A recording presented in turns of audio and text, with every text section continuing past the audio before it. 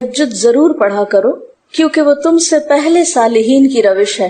یعنی یہ نماز صرف امت مسلمہ کے لیے نہیں بلکہ ہم سے پہلے دیگر امتوں کے جو نیک لوگ گزرے ہیں ان کی روش بھی یہی ہے، اور تمہارے لیے اپنے رب کے قرب کا وسیلہ ہے.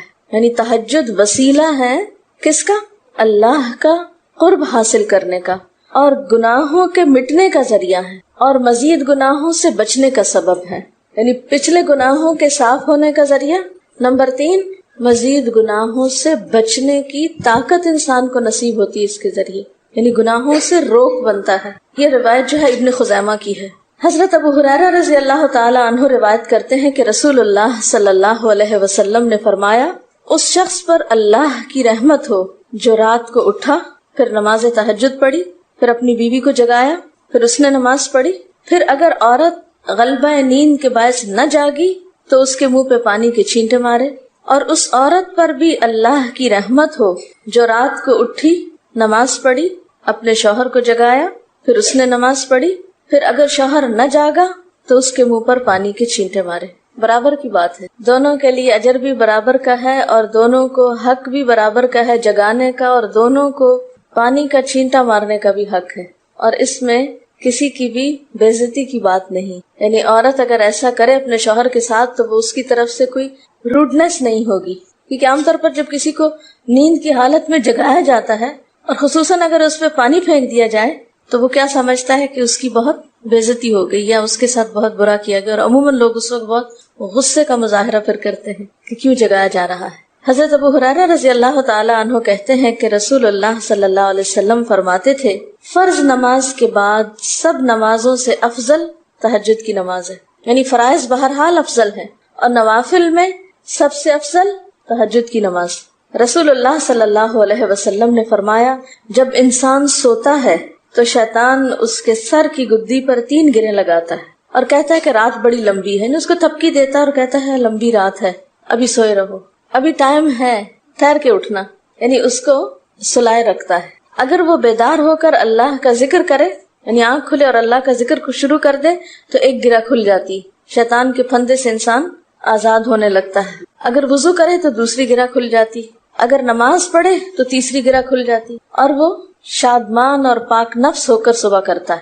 یعنی جو شخص صبح نماز کے وقت پر، تہجد کے وقت یا پھر کم از کم فجر کے وقت اٹھ جاتا ہے، اللہ کا ذکر کرتے ہوئے وضو کرے اور پھر نماز پڑھ لے، سورج نکلنے سے پہلے پہلے یہ کام کر لے تو وہ ایک مطمئن شخص کی طرح اٹھتا ہے، ورنہ اس کی صبح خبیث اور سست نفس کے ساتھ ہوتی. عام طور پر ہم اطمینان کی تلاش میں رہتے ہیں، سکون کی تلاش میں رہتے ہیں اور یہ سوچتے ہیں کہ ہمیں ڈپریشن ہے یا ہمارے اندر ایک غم ہے، تو ہم اس کے اسباب نہیں جانتے کہ سبب کیا ہے. ان کے اسباب میں سے ایک بڑا سبب شیطان کی گرفت میں ہونا ہے. اور شیطان اپنی گرفت ویسے تو دن کے وقت بھی انسان پر رکھتا ہے، لیکن خصوصاً رات کے وقت جب انسان سو جاتا ہے تو وہ نہیں چاہتا کہ سوتا ہوا اٹھے انسان. اور اگر انسان ہمت کر کے اٹھ جاتا ہے، ذکر کرتا ہے، وضو کرتا ہے اور نماز پڑھ لیتا ہے تو یہیں سے اطمینان قلب کا آغاز ہو جاتا ہے، اس کی تسلی ہو جاتی. رسول اللہ صلی اللہ علیہ وسلم نے فرمایا، اللہ تعالیٰ ہر رات آسمان دنیا پر نزول فرماتے ہیں، یعنی زمین سے سب سے قریبی آسمان پر. جب 1/3 رات باقی رہ جاتی ہے تو فرماتے ہیں، ہے کوئی جو مجھے پکارے؟ اس وقت اللہ تعالیٰ بندوں کو پکارتے ہیں، ہے کوئی جو مجھے پکارے میں اس کی دعا قبول کروں؟ ہے کوئی جو مجھ سے مانگے میں اس کو دوں؟ ہے کوئی جو مجھ سے بخشش طلب کرے تو میں اس کو بخش دوں؟ گویا یہ وقت دعا کی قبولیت کا وقت ہے. انسان جو مانگے اس کو ملتا ہے، اور خصوصی طور پر بخشش کے طلب کرنے کا وقت، جیسے قرآن پاک میں آتا ہے، وَبِالْأَسْحَارِ هُمْ يَسْتَغْفِرُونَ وَبِالْأَسْحَارِ هُمْ يَسْتَغْفِرُونَ، اور سحری کے وقت وہ استغفار کرتے ہیں. اب ہو سکتا ہے کہ آپ کہیں کہ نہیں، ہم نے تو زندگی میں کوئی خاص گناہ کیے ہی نہیں، اس لیے ہمیں تو بخشش کی ضرورت ہی نہیں. بخشش مانگے گناہگار لوگ، ہم تو نیک لوگ ہیں، نیک کام کرتے ہیں، دن رات قرآن پڑھتے پڑھاتے ہیں، اس لیے ہماری تو ضرورت نہیں. نہیں، نبی صلی اللہ علیہ وسلم جن کے اگلے پچھلے سب قصور معاف کر دیے گئے تھے، وہ اتنا لمبا قیام کرتے تھے کہ ان کے قدم مبارک سوج جاتے تھے. حضرت مغیرہ فرماتے ہیں، رسول اللہ صلی اللہ علیہ وسلم نے اتنا لمبا قیام کیا رات کو کہ آپ کے پاؤں سوج گئے. آپ سے سوال کیا گیا کہ آپ اتنی مشقت کیوں کرتے ہیں، اپنے آپ کو اتنا کیوں تھکاتے ہیں، حالانکہ آپ کے تو سارے گناہ معاف کر دیے گئے. آپ نے فرمایا کیا میں اللہ کا شکر گزار بندہ نہ بنوں؟ یعنی صرف گناہوں کی بخشش ہی نہیں بلکہ نعمتوں پر شکر بھی واجب ہے. جہاں ایک طرف گناہوں کی بخشش انسان کے لیے اللہ کے قرب کے راستے ہموار کرتی ہے، وہاں اللہ تعالیٰ کا شکر ادا کرنا بندے کو اللہ کا قرب عطا کرتا ہے. اچھا، اب پہلی سنت میں آپ کو بتاؤں گی کہ اگر آپ تہجد کے وقت اٹھے ہیں تو سب سے پہلے آپ کیا پڑھیں گے. حضرت عائشہ رضی اللہ تعالیٰ عنہا فرماتی ہیں کہ رسول اللہ صلی اللہ علیہ وسلم جب رات کو تہجد کے لیے اٹھتے تو یہ پڑھتے 10 بار اللہ اکبر، 10 بار الحمدللہ، 10 بار سبحان اللہ و بحمدہ، 10 بار سبحان الملک القدوس، 10 بار استغفر اللہ، 10 بار لا الہ الا اللہ، اور پھر 10 بار اللہم اعوذ بک من ضیق الدنیا و ضیق یوم القیامہ، میں تیری پناہ میں آتا ہوں دنیا کی تنگی سے اور قیامت کے دن کی تنگی سے. اللہم اعوذ بک من ضیق ضاد یہ قاف من ضیق الدنیا و ضیق یوم القیامہ، یہ بھی 10 بار. اور پھر فرماتے اللہم اغفر لی واہدنی وارزقنی وعافنی، پھر وضو کرتے اور تہجد شروع کرتے. یعنی یہ بھی وضو سے پہلے آپ پڑھ لیتے تھے. تو آپ کیا کر سکتے ہیں، جیسے آنکھ کھلی یا بستر پر لیٹے ہیں تو بعض اوقات ایسا ہوتا ہے نا کہ انسان سوچتا ہے اچھا ایک سائڈ پہ سو کے اتنے تھکے ہوئے ہوتے ہیں کہ آپ ایک دم نہیں اٹھ پاتے. حالانکہ آپ صلی اللہ علیہ وسلم کے نیند سے بیدار ہونے کا طریقہ کیا تھا کہ جب آپ اٹھتے تھے تو یکدم اٹھتے تھے، سستی کے مارے نہیں کہ کبھی ایک طرف لیٹ گئے پھر دوسری طرف سو گئے پھر دائیں طرف پھر بائیں طرف، نہیں. جب جاگنے کا وقت ہوتا تھا تو آپ فوراً اٹھ جاتے تھے. لیکن بسا اوقات ایسا ہوتا ہے کہ انسان تھکا ہوا ہوتا ہے، سائڈ بدل کے دوسری طرف کو ذرا لیٹتا ہے، تو یہ لیٹے لیٹے بھی آپ اذکار پڑھ سکتے ہیں. ٹھیک ہے، اور یہ سب آپ کو آتے ہی ہوں گے سوائے ایک وہ ذکر کے اللہم اعوذ بک من ضیق الدنیا و ضیق یوم القیامہ. اور ترتیب آپ یاد کر لیں اپنے بیڈ سائڈ ٹیبل پہ یا بیڈ پہ یا کہیں بھی، یہ نوٹس کسی پین کے ساتھ لکھ کے لگا دیں، چپکا دیں، اور جب یاد ہو جائے تو پھر اتار دیں. جب عادت بن جائے تو ہٹا دیں وہاں سے. ٹھیک ہے نا، جتنے دن عادت نہیں بنتی اتنے دن اپنے یادداشت کے لیے رکھ لیں. اسی طرح نیند سے اٹھ کر لا الہ الا اللہ وحدہ لا شریک لہ لہ الملک و لہ الحمد وہو علی کل شیء قدیر الحمد للہ وسبحان اللہ واللہ اکبر ولا حول ولا قوۃ الا باللہ، یہ بھی پڑھ سکتے ہیں. اچھا، ضروری نہیں کہ سب کچھ ایک ہی دن میں پڑھ لیں، یہ بھی آپ کر سکتے ہیں کہ ایک دن میں ایک چیز پڑھ لیں، دوسرے دن دوسری پڑھ لیں، تیسرے دن تیسری پڑھ لیں. ٹھیک ہے نا. اور اگر ساری ایک دن بھی پڑھنا چاہیں، دیکھیں وقت کی بات ہے نا، ہو سکتا ہے اس وقت عمر کے اس حصے میں آپ پہ بہت ذمہ داریاں ہوں، آپ یہ سب کچھ نہ پڑھ سکتے ہوں. لیکن زندگی کا ایک ایسا وقت بھی آتا ہے جب انسان بوڑھا ہو جاتا ہے، جب اس کے اوپر باقی ذمہ داریاں کم ہو جاتی ہیں، پھر نیند بھی کم ہو جاتی ہے، پھر زیادہ عبادت کا موقع ملتا ہے. تو ایسے میں جب انسان کے پاس عبادت کے لیے وقت اور موقع زیادہ ہو تو پھر یہ ساری چیزیں بھی پڑھ لیں. ٹھیک ہے نا. پھر اسی طرح یعنی یہ جو روایت ہے کہ جس میں آپ صلی اللہ علیہ وسلم نے فرمایا جو شخص نیند سے جاگے، اور یہ تہجد کے وقت ہی نہیں، اگر فجر کے لیے بھی آپ اٹھ رہے ہیں تو یہ دعا پڑھ سکتے ہیں لا الہ الا اللہ وحدہ لا شریک لہ، اور پھر الحمدللہ وسبحان اللہ واللہ اکبر ولا حول ولا قوۃ الا باللہ. پھر کہے اللہم اغفر لی، پھر کیا پڑھے اللہم اغفر لی. یا کوئی اور دعا کرے تو قبول ہوگی، اور اگر وضو کر کے نماز پڑھے تو وہ بھی قبول کی جائے گی. صبح اٹھتے ہی اللہ کی تعریف. اور آپ کو معلوم ہے کہ یہ جو چوتھا کلمہ ہے نا لا الہ الا اللہ وحدہ، اس کو دعا بھی کہا گیا، حالانکہ اس میں صرف اللہ تعالیٰ کی حمد و ثنا ہے، اور یہ یوم عرفہ کی دعا ہے. حدیث میں آتا ہے کہ مجھے اور مجھ سے پہلے انبیاء کو اس دن کی جو بہترین دعا سکھائی گئی یعنی یوم عرفہ کی دعا وہ لا الہ الا اللہ وحدہ لا شریک لہ.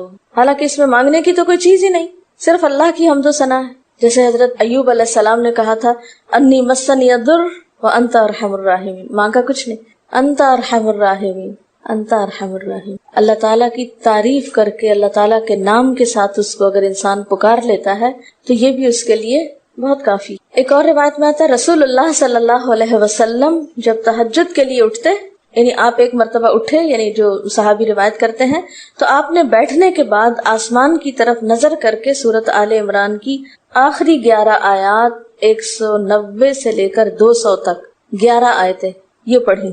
ان فی خلق السماوات سے لے کر بالکل آخر تک. یعنی ضروری نہیں کہ کھڑے ہو کر آپ آسمان کی طرف دیکھیں، آپ اٹھے ہیں، چارپائی پہ بیٹھے ہوئے ہیں، ابھی وضو کے لیے نہیں گئے، بیٹھ کے آسمان کی طرف دیکھ کے پڑھ کے پھر اٹھ سکتے ہیں۔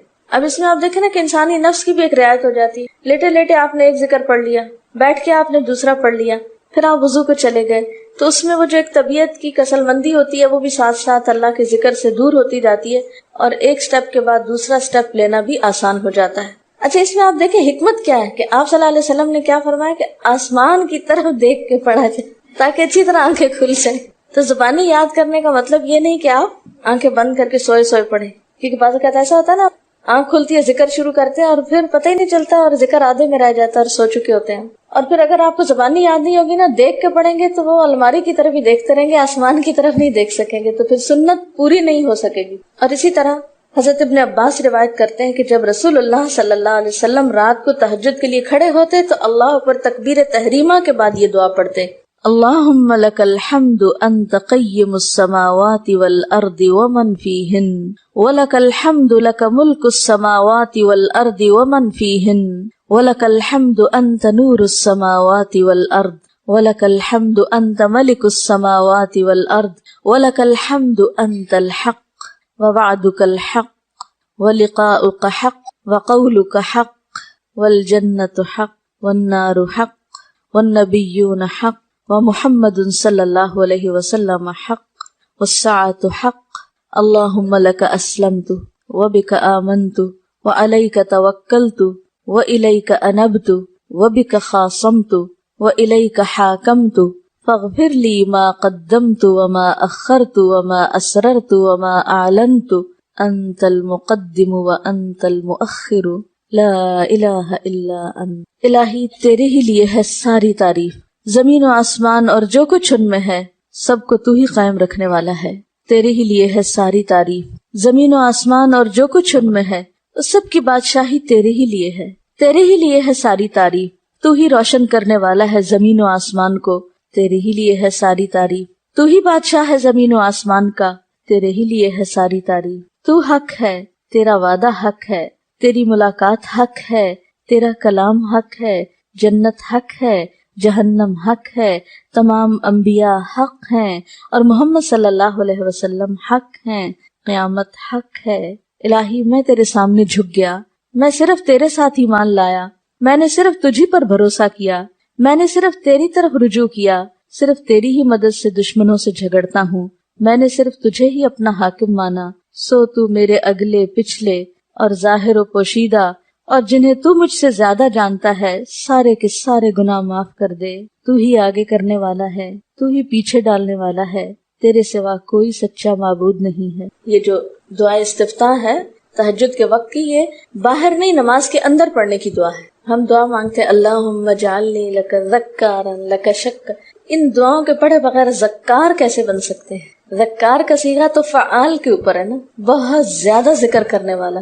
والذاکرین اللہ کثیرا والذاکرات، تو ذاکرات کیسے بن سکتے ہیں جب تک کہ یہ دعائیں زبانی نہ آتی ہوں اور اپنے وقت پر نہ پڑھی جاتی ہوں۔ ویسے بھی ذکر بہت اچھی چیز ہے، لیکن جو مسنون ذکر ہے اور جو نبی صلی اللہ علیہ وسلم کے طریقے کے مطابق ہے، جو اطمینان قلب اور خوشی اس وقت اس کام کو اس طریقے پہ کر کے نصیب ہوتی ہے، وہ اس کے علاوہ نہیں ہوتی۔ اگرچہ اس سے خوشی ہوتی ہے لیکن اس طرح کی نہیں نصیب ہوتی، اس طرح کا اطمینان نہیں ہوتا۔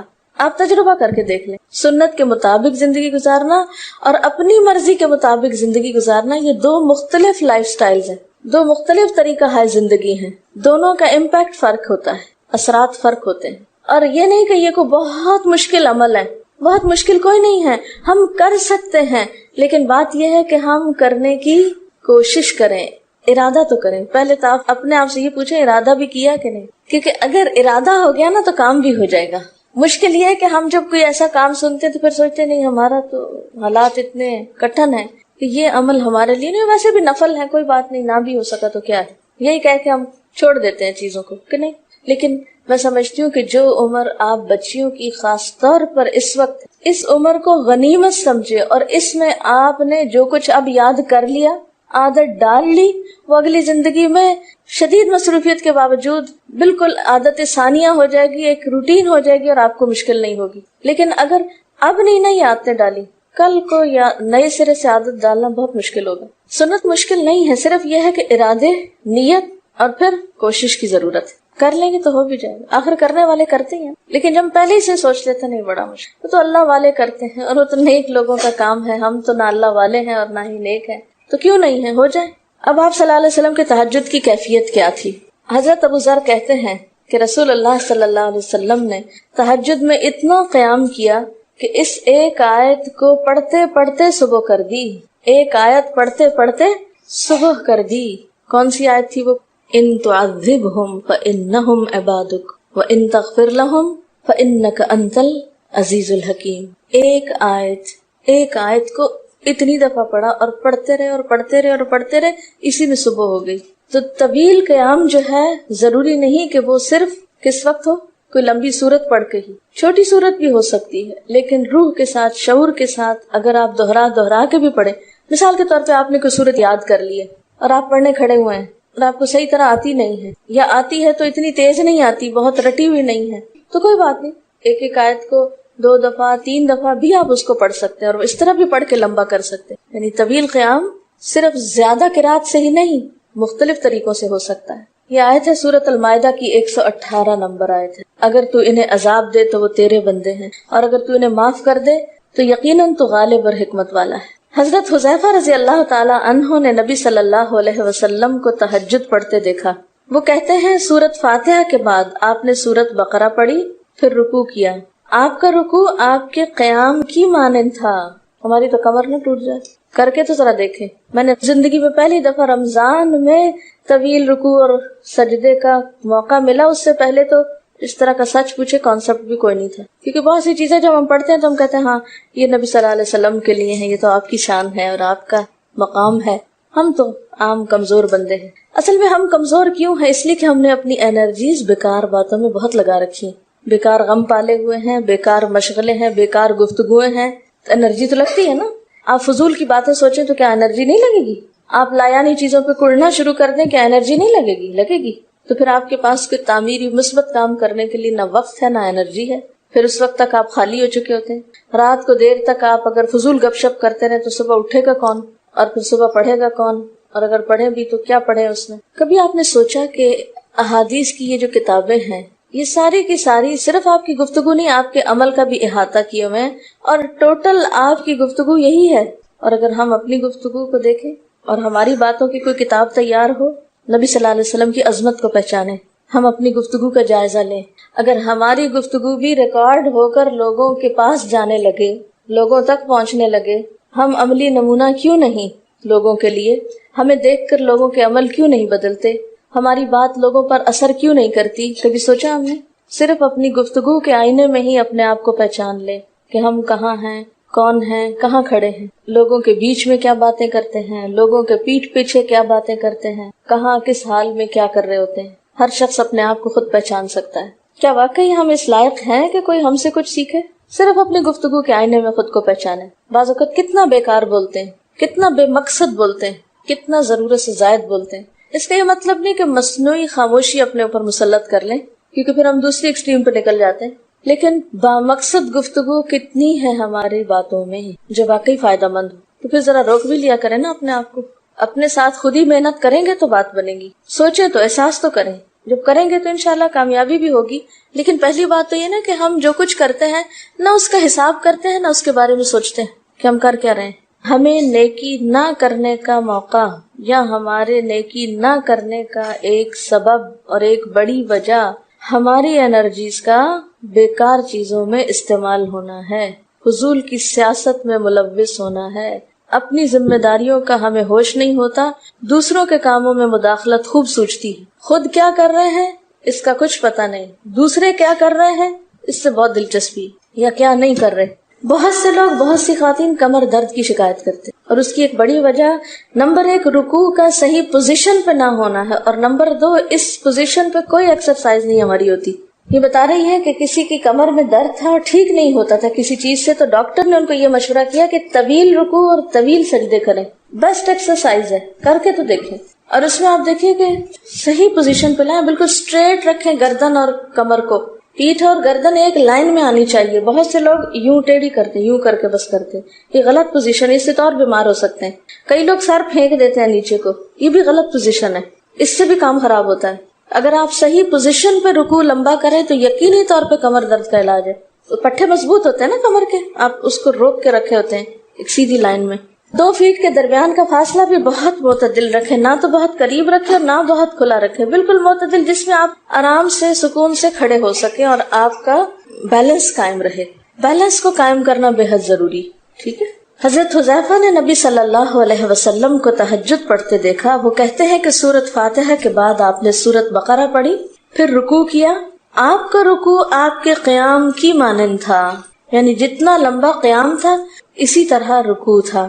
پھر آپ نے رکوع سے سر اٹھایا اور کھڑے ہو گئے, اور آپ کا قوما یعنی رکوع کے بعد اٹھنے کا وقت بھی کافی طویل تھا. ہم تو بعض اوقات اٹھ کے کھڑے نہیں ہوتے کہ نیچے چلے جاتے ہیں, تو وہ بھی طویل تھا. صرف 2 رکعتیں بھی آپ ایسی پڑھ لینا کافی. اگر عام دنوں میں نہ پڑھی جائے تو ویکینڈ پہ پڑھ لیں. ہمارا تو ویکینڈ پہ لمبا سونے کا پروگرام ہوتا ہے نا, تو چلے دوبارہ سو جائے, لیکن ہفتے میں 1 دفعہ کر لیں. اگر روز نہیں بھی کر سکتے 2 دفعہ کر لیں, ٹوائس اے ویک کر لیں. پھر آپ کا سجدہ آپ کے قومے کی مانند تھا, یعنی جتنا آپ کھڑے ہوئے تھے اتنا آپ پھر سجدہ کیا. آپ دونوں سجدوں کے درمیان اپنے سجدے کی مانند بیٹھے تھے, یعنی 2 سجدوں کے بیچ میں بھی آپ اتنی دیر بیٹھے جتنی دیر آپ نے سجدہ کیا تھا. بس آپ نے 4 رکعتوں میں سورۃ بقرہ, آل عمران, نساء اور المائدہ پڑھی.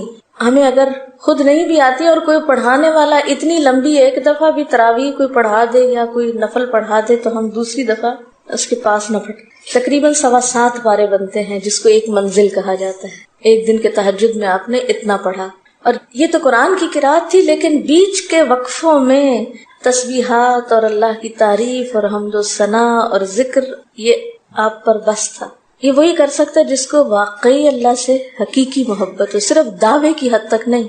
میں کہتی ہوں چلے روزانہ نہ صحیح, ہفتے میں 1 بار, ہفتے میں نہیں, مہینے میں 1 بار, مہینے میں نہیں تو سال میں, رمضان میں, کسی موقع پر کچھ تو اللہ سے تعلق آئے, کچھ تو قرب پائے. ہر شخص کے بس میں نہیں کہ ہر روز ایسی عبادت کرے, کیونکہ اللہ کے رسول صلی اللہ علیہ وسلم کا بہرحال مقام کچھ اور تھا, لیکن کچھ شوق, کچھ حسرت, کچھ تو دل میں ہونا ہی چاہیے. کوئی نیت, کوئی ارادہ, کوئی عزم, اور پھر اس کے لیے کوشش. تو وقت بچے گا کچھ آپ کے پاس فالتو باتوں کے لیے, فضول چیزوں کے لیے, کچھ سوچنے کے لیے, ٹینشن کے لیے بچے گا کچھ؟ سب کچھ بھاگ جائے گا, کچھ بھی نہیں بچے گا. کیونکہ ان عبادی لیس لک علیہم سلطان, میرے بندے ان پہ اے شیطان تیرا کوئی زور نہیں چلتا. بس چلتا ہی نہیں ان پہ تیرا, سارا زور ہی ان پہ چلتا ہے جو فالتو ہوتے ہیں. فالتو ذہن جو ہوتا ہے وہ شیطان کا گھر ہوتا ہے. حضرت حذیفہ بیان کرتے ہیں کہ میں ایک رات آپ صلی اللہ علیہ وسلم کے ساتھ نفلی نماز میں شریک ہو گیا. آپ نے سورۃ بقرہ شروع کر دی. میں نے سوچا کہ آپ 100 آیات پڑھ کر رکوع میں چلے جائیں گے, مگر آپ پڑھتے گئے. میں نے خیال کیا کہ سورۃ بقرہ کو 2 رکعتوں میں پڑھیں گے, لیکن آپ پڑھتے رہے. آپ نے سورۃ بقرہ ختم کر کے سورۃ نساء شروع کر دی, پھر ختم کر کے آل عمران پڑھنی شروع کر دی, اس کو بھی ختم کر دیا. آپ نہایت آہستگی سے پڑھتے جاتے تھے. جب ایسی آیت تلاوت کرتے جس میں سبحان اللہ کہنے کا حکم ہوتا ہے, جیسے سبح بحمد ربی جیسے مثال کے طور پر, تو سبحان اللہ کہتے. اگر کچھ مانگنے کا ذکر ہوتا تو سوال کرتے, اگر پناہ مانگنے کا ذکر ہوتا تو اعوذ باللہ پڑھتے. اس حدیث سے یہ بھی پتہ چلتا ہے کہ سورتوں کی ترتیب ضروری نہیں, کیونکہ آپ نے پہلے النساء پڑھی پھر آل عمران پڑھی. یہ جو ہر وقت لوگ پیچھا کیے رکھتے ہیں نا, بعض کا تو بہت ضد کرتے ہیں کہ آپ نے پہلی رکعت میں یہ پڑھائی تھی تو دوسری میں یہ کیوں پڑھا دی. یہ تو سنت میں ملتا ہے کہ پہلی رکعت طویل ہے دوسری کے مقابلے میں, لیکن یہ لازم نہیں کہ جو پہلی میں پڑھے اس کے بعد آگے والی صورتوں میں سے پڑھے, پیچھے والی بھی سے نہیں پڑھ سکتے. رسول اللہ صلی اللہ علیہ وسلم نے عبداللہ بن عمرو سے کہا, مجھے بتلایا گیا ہے کہ تم ساری رات نفل پڑھتے اور دن کو روزہ رکھتے ہو. اگر تم ایسا کرو گے تو تمہاری آنکھ کمزور اور طبیعت سست ہو جائے گی. یعنی ہر روز روزہ اور ہر رات جگراتا, تمہاری جان اور تمہارے بال بچوں کا بھی تم پر حق ہے, اس لیے روزہ رکھو اور افطار بھی کرو, اور رات کو قیام کرو اور سو بھی. یعنی ساری رات تہجد پڑھنا یا نفل پڑھنا پسندیدہ نہیں ہے, رات کو سونا بھی پسندیدہ ہے. ہمارے ہاں 27ویں رات کو پوری رات جاگنا لازم سمجھا جاتا ہے, تو نبی صلی اللہ علیہ وسلم سے کوئی رات بھی پوری کی پوری جاگنا ثابت نہیں. کیونکہ اگر انسان صرف جاگتا ہی جاگتا چلا جائے تو آسان ہوتا ہے, ایک دفعہ سو کے پھر اٹھنا جو ہے نا وہ اصل میں نفس کا امتحان ہوتا ہے, وہ مشکل ہوتا ہے. اسی طرح نبی صلی اللہ علیہ وسلم 3 دن سے کم میں قرآن مجید ختم کرنا پسند نہیں فرماتے تھے. آپ نے حضرت عبداللہ بن عمرو سے فرمایا کہ 1 ماہ میں پورا کر لو. انہوں نے عرض کی میں اس سے زیادہ تلاوت کی طاقت رکھتا ہوں، تو فرمایا 20 دن میں کر لو۔ ان کا میں اس سے زیادہ کی طاقت رکھتا ہوں، فرمایا 7 دن میں ختم کر لیا کرو، اس سے زیادہ کی اجازت نہیں، یعنی وہ ایک منزل کر کے۔ صحابہ کرام چونکہ اس زمانے میں مصحف اس طرح تھوڑی چھپے ہوئے تھے کہ کتابوں کی شکل میں ہو، جو قرآن تھا لوگوں کے سینوں میں تھا، یاد کیے ہوئے تھے، اور وہ یاد کیا ہوا کہیں صبح کے وقت الگ بیٹھ کے نہیں پڑھا کرتے تھے، وہ کہاں پڑھتے تھے؟